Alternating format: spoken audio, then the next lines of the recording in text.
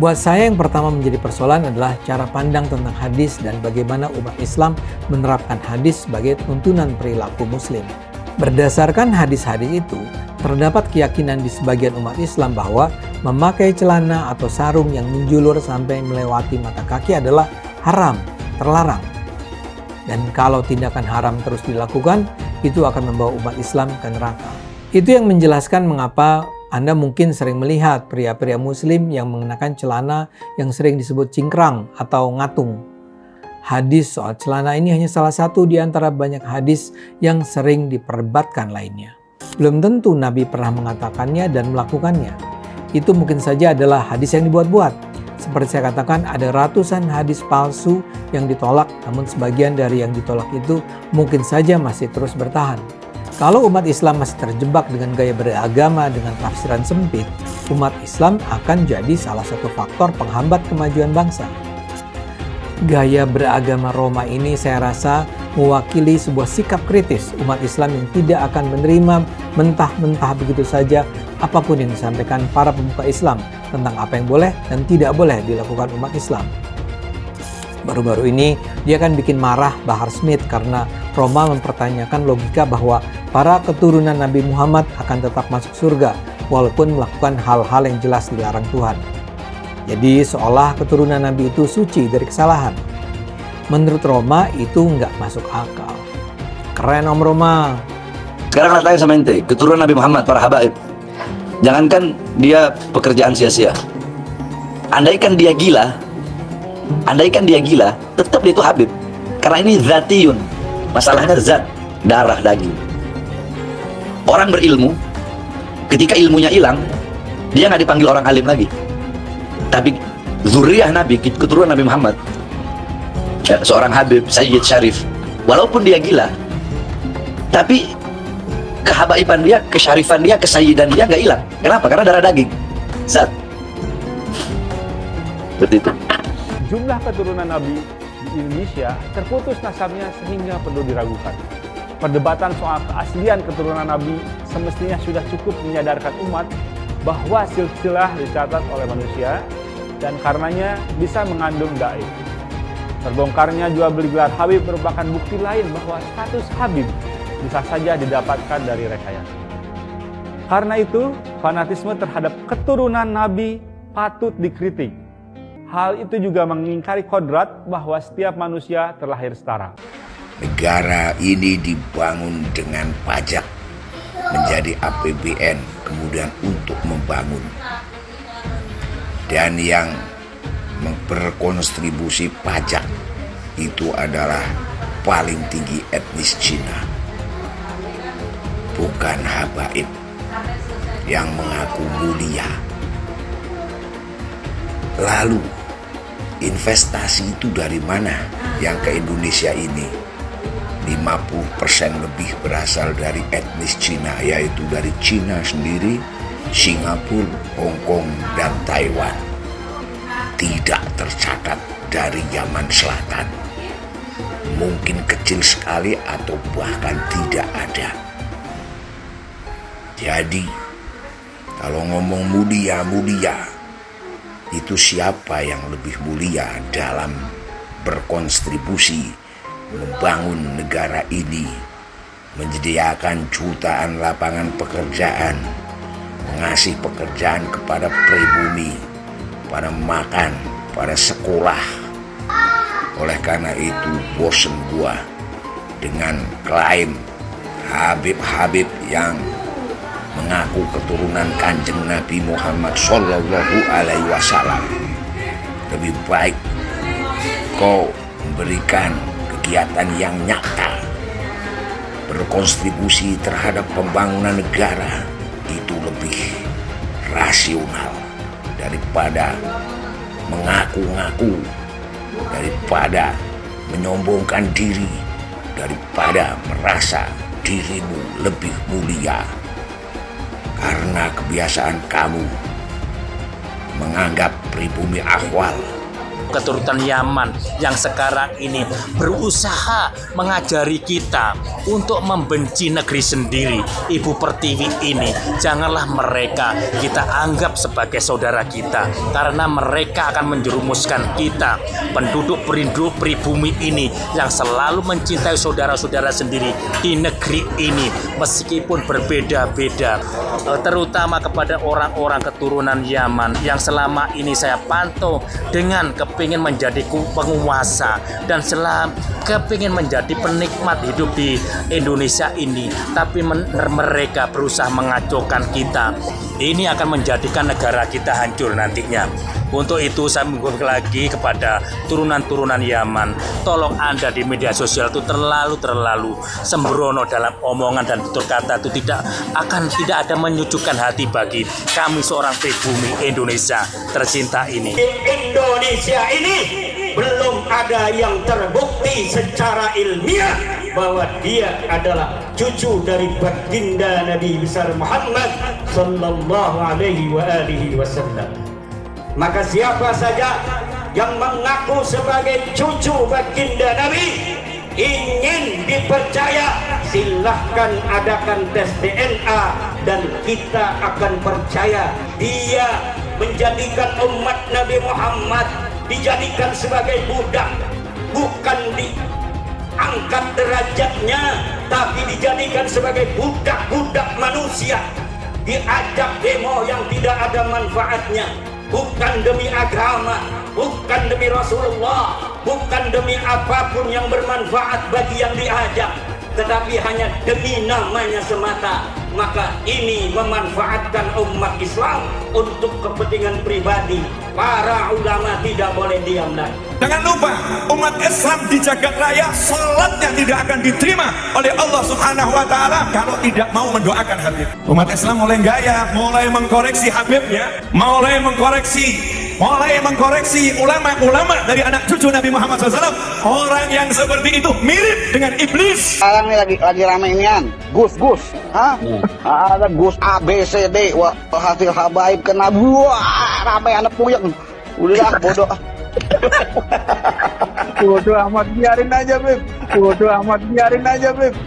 Ada sekarang yang bilang belajar tuh ke Habib, jangan ke yang lain supaya tidak sesat. Nah, kalau Habibnya blow on, kalau Habibnya sesat gimana? Emang nggak ada Habib yang sesat? Ada. Itu Habib yang jadi antek Belanda banyak dulu.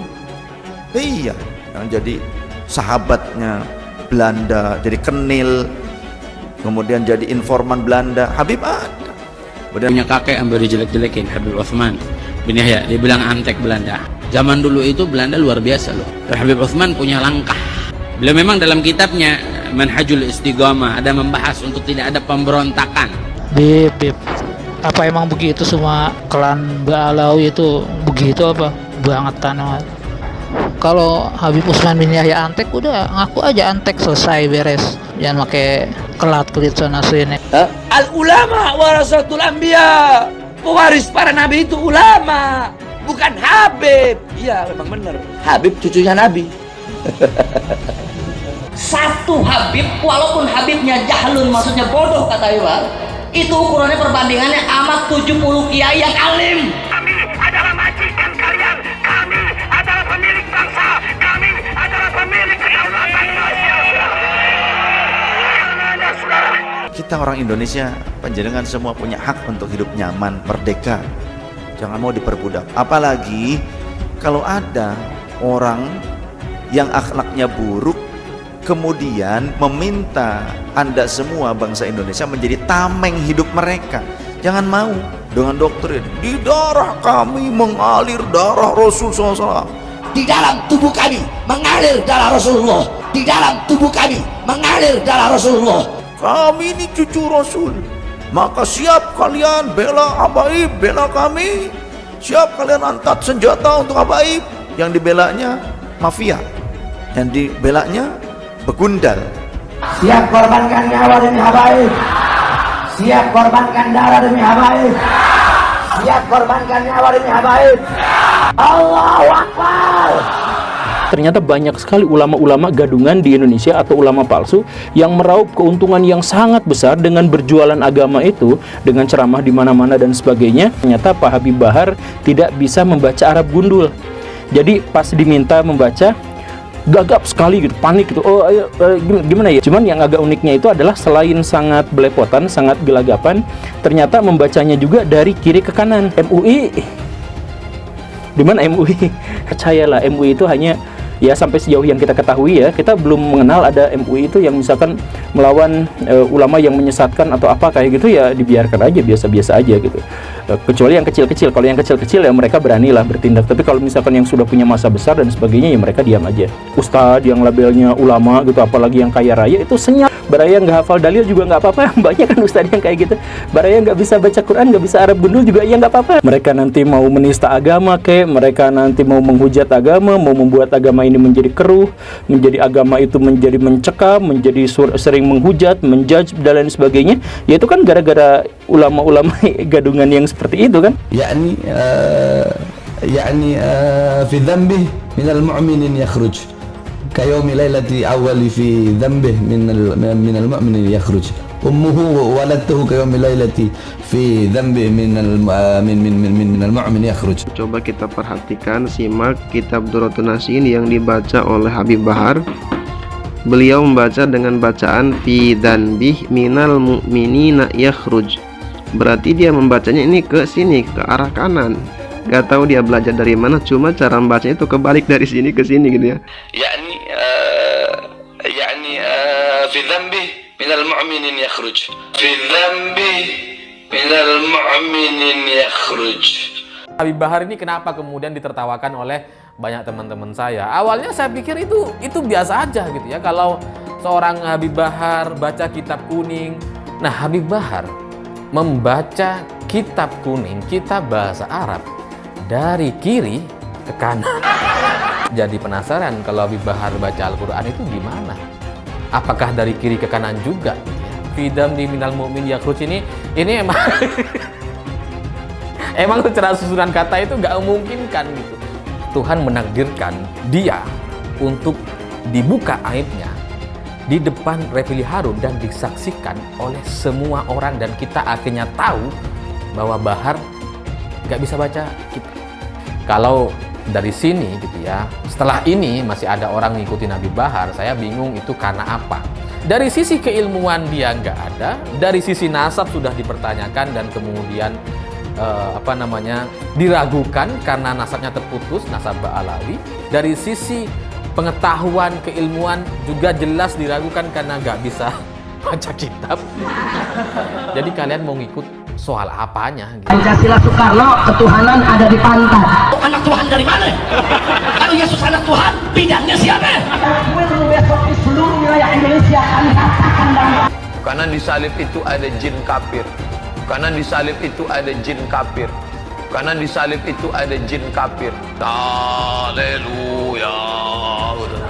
Kepalanya ke kiri apa ke kanan? Kepalanya ke kiri apa ke kanan? Kita percaya salib itu lambang mulia, bukan jin.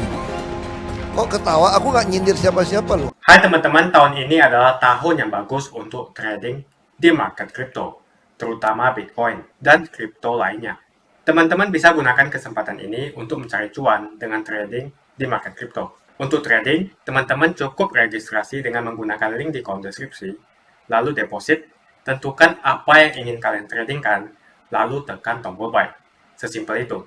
Untuk minimal deposit, cuman Rp400.000 saja. Kita tidak dikenakan fee sama sekali. Saat ini lagi ada promo spesial. Welcome bonus buat kamu yang register dan deposit. Teman-teman akan dapatkan 100% dari jumlah deposit pertama. Contohnya teman-teman deposit 1 juta, maka akan menjadi 2 juta. Karena welcome bonus 100% dari jumlah depositnya. Jika ada pertanyaan, teman-teman bisa hubungi WhatsApp di kolom deskripsi. Saya juga mau mengajak teman-teman untuk bergabung di komunitas trading yang ada di kolom deskripsi. Di sana saya akan memberikan sinyal trading yang bisa teman-teman ikuti. Seperti biasa, kalau kamu suka dengan video ini, jangan lupa komen, klik like, dan subscribe. Saya sungguh heran dan kecewa dengan perilaku banyak kelompok Islam yang membenci umat Kristen. Mereka tidak suka melihat umat Kristen beribadah. Mereka tidak suka melihat ada pembangunan gereja. Biasanya aksi mereka dipimpin oleh pemuka-pemuka agama yang berpikiran sempit dan terus menggaungkan permusuhan dengan umat Kristen. Saya kali ini ingin men-share pengalaman sebuah komunitas Kristen di Kabupaten Tangerang, Banten yang hampir 30 tahun tidak bisa memiliki gereja sebagai tempat ibadah mereka. Saya bicara tentang komunitas umat Kristen Tesalonika yang bermukim di Kompleks Mutiara Garuda, Kampung Melayu Timur, Teluk Naga, Kabupaten Tangerang. Memang saya rasa ini bukan sikap mayoritas umat Islam di Indonesia. Tapi ada cukup banyak kelompok-kelompok semacam ini yang terus mengganggu dan bahkan mengancam persatuan kita. Sedihnya lagi, perilaku barbarik semacam ini seringkali dibiarkan oleh pemerintah. Dan masyarakat sendiri merasa tak berdaya dengan sikap agresif kelompok-kelompok yang bersuara keras tersebut. Cerita ini saya peroleh dari anggota komunitas itu yang sengaja menemui saya untuk menyampaikan pengalaman sedih mereka. Mereka tinggal di daerah tersebut sejak hampir 30 tahun yang lalu. Jumlah anggota komunitasnya sekitar 100 orang. Mereka sudah mulai melakukan ibadah minggu dari rumah ke rumah sejak April 1995. Pihak pengembang kompleks menyatakan sudah tidak ada lagi tanah yang diperuntukkan bagi fasilitas sosial dan fasilitas umum yang dapat digunakan untuk gereja. Pada 1997, kepala desa bahkan memberikan izin kepada warga Nasrani di kompleks tersebut untuk secara rutin melaksanakan ibadah di 2 rumah di Blok A2.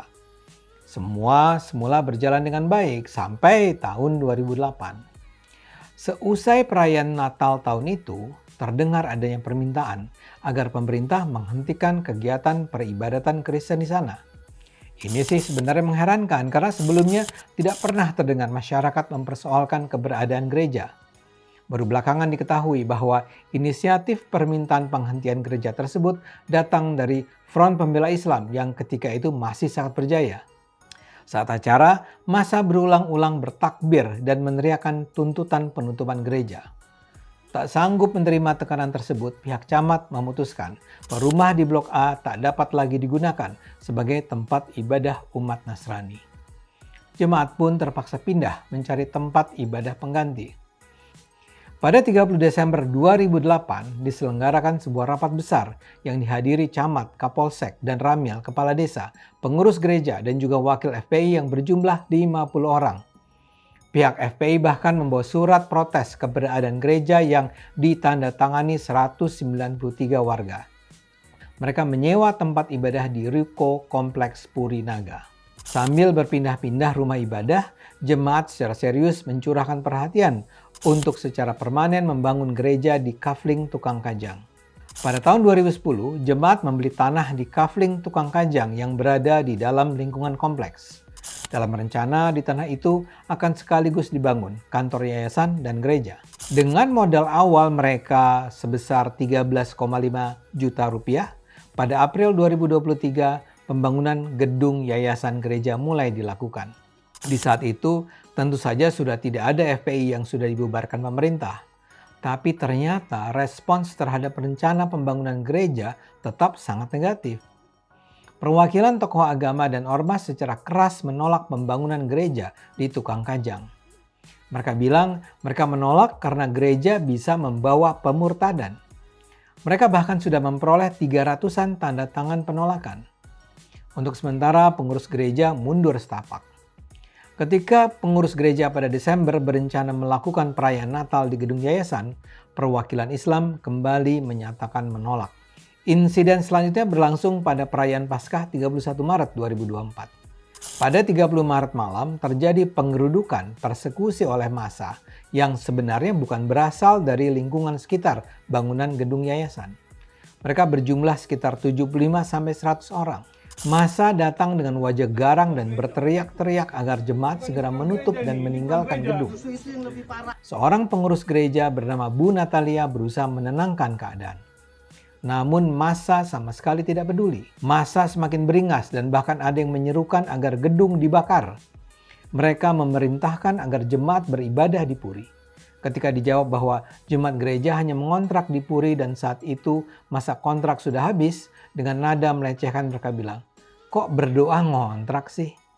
Lalu ada suara yang mengatakan, "Tuhannya ngontrak." Ada pula yang bilang, berdoa di kebun sono sambil menunjuk ke arah pohon pisang.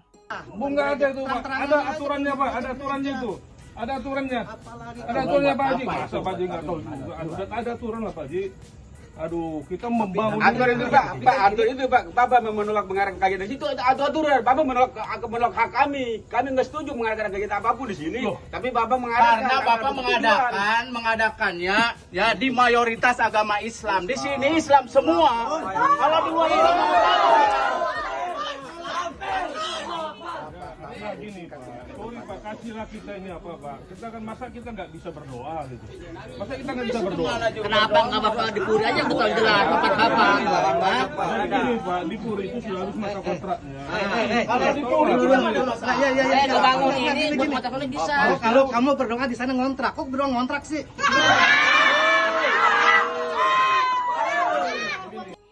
Seorang dari mereka dengan suara keras mengatakan, "Bapak dilarang beribadah di sini karena di sini Islam semua." Seorang pemuda gereja ketika mendengar hinaan Tuhan yang ngontrak dengan spontan menjawab, "Ya, yang penting kami nggak minta uang dari jalanan." Maksud dia adalah menyindir aktivitas sebagian kelompok beragama yang sering minta uang dari pengendara mobil yang lewat di dekat masjid. Ini membuat massa semakin marah. Dengan beringas seseorang membentak, "Hei, apa tadi lo? Hei, monyet lo!" Dia pun berusaha mendorong pintu dan berusaha meraih anak yang menjawab tadi. Dengan lantang dia berteriak, "Tangkap tuh anak yang berbaju putih!" Untung saja anak muda itu bisa segera diselamatkan ke dalam ruangan. Tapi itu sudah cukup membuat massa semakin terpacu adrenalinnya. Sebagian memukul jendela dan memukul-mukul tembok gedung rumah doa itu. Seorang berkata, "Dobrak nih, dobrak!" Sebagian berteriak, "Bakar saja mereka hidup-hidup." Untunglah tak lama kemudian datang sejumlah polisi dari Polsek untuk mengatasi keributan. Akhirnya kerumunan pun dibubarkan dan beberapa perwakilan pergi ke Polsek. Seusai insiden 30 Maret itu, upaya mempertemukan pengurus gereja dengan kelompok-kelompok yang menolak pembangunan gereja terus dilakukan. Pembangunan gereja sendiri masih terus dilakukan, meski dengan proses terseok-seok karena pemerintah Kabupaten Tangerang terus mengalami tekanan. Saya sengaja menceritakan agak detail tentang proses penindasan ini karena saya memang ingin Anda paham betapa sulitnya nasib umat Kristen yang berposisi sebagai minoritas di negara ini. Namun mediasi yang melibatkan Kapolres, FKUB, Kapolsek, dan Ramil, kepala desa, tokoh agama, tokoh masyarakat, dan pengurus gereja tidak pernah mencapai kesepakatan. Tokoh agama dan masyarakat tetap berkeras. Tidak boleh ada tempat ibadah non-muslim di Tukang Kajang. Sejak April, jemaat melakukan ibadah setiap minggu di berbagai tempat berbeda. Kadang di rumah warga, kadang di gedung yayasan dengan pengawalan yang ketat dari Polres, Polsek, dan Ramil, dan kadang di kantor kecamatan lama yang disediakan Pemda Tangerang. Penindasan terhadap hak umat Kristen untuk beribadah adalah sebuah kejahatan yang sama sekali tak bisa diterima. Mereka yang menolak gereja sama sekali tidak punya alasan yang dapat diterima akal sehat. Dan negara sama sekali tidak boleh diam. Para pemuka Islam, terutama Majelis Ulama Indonesia, harus segera bicara dengan umat Islam untuk tidak melakukan penindasan terhadap umat Kristen. Habib-habib ini sering sekali menggelar aksi unjuk rasa yang dinamakan sebagai aksi bela rakyat. Rakyat yang mana yang kamu bela? Lagian tujuan dari demo itu untuk mendesak Presiden Jokowi untuk turun dari jabatannya. Yang jelas dalam video tersebut, Hanif Alatas meneriakkan bahwa dia adalah majikan. Warga yang pribumi dikatakan sebagai budak oleh Habib dari Yaman. Cek dulu dong apakah kamu memang Habib asli. Para pengikut dan umatnya lebih parah lagi, mau saja dijadikan budak oleh Hanif Alatas. Pribumi harus bangkit, jangan mau lagi diinjak-injak oleh Arab Yaman yang ngaku-ngaku sebagai Habib. Saya mengajak para pribumi untuk bangkit, memiliki jiwa nasionalisme, rasa persatuan, dan kesatuan yang tinggi. Jangan mau lagi dikibuli oleh orang-orang seperti Bahar Smith dan Rizik Syihab yang ngaku-ngaku sebagai Habib. Kebangkitan pribumi ini merupakan langkah untuk mengajak rakyat Indonesia memiliki kesadaran agar mampu memperjuangkan Indonesia untuk tidak menjadi budak bangsa lain, terutama Arab Yaman. Orang-orang seperti Bahar dan Rizik Syihab, mereka ngaku-ngaku sebagai Habib. Bisa saja mereka Habib palsu karena tidak ada pembuktian cek keturunan bahwa betul mereka adalah keturunan Nabi. Jangan terus mengibuli masyarakat dengan menjual nazab. Jual nazab untuk mengumpulkan pundi-pundi rupiah dan kaya raya dengan mengibuli masyarakat. Lihat si Bahar dan si Rizik. Dari miskin jadi kaya. Bahar Smith yang dulunya tidak punya mobil sekarang mempunyai banyak koleksi mobil-mobil mewah. Kalau mobilnya dijual semua, mungkin mencapai hingga puluhan miliar. Yang menjadi pertanyaan, apakah dia membayar pajak? Lalu dari mana penghasilan miliarannya itu? Dengan ceramah dan menjual ayat, si Bahar Smith bisa membeli mobil mewah yang harganya miliaran. Coba cek pajaknya. Apakah dia membayar pajak?